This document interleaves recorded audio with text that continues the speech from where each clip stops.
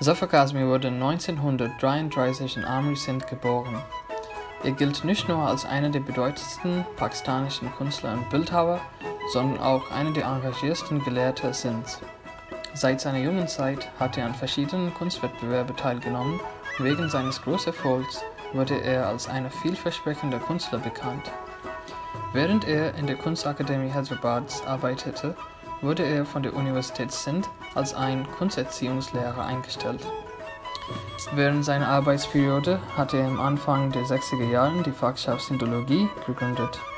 Nachdem er seine Stelle in der Universität Sindh aufgegeben hatte, eröffnete er ein Kunstatelier in Karachi, Sindh. Er wurde in den frühen 70er Jahren von der Regierung beantragt, ein kulturelles Museum in Hyderabad zu gründen.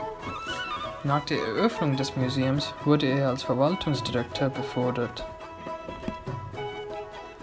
In 1979 wurde er mit einem Stipendium für eine Ausbildung namens Museum Studies in Birmingham, England zugelassen.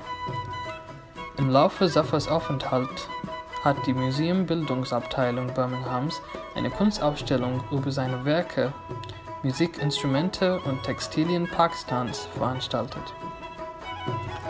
Er starb am 12.01.2007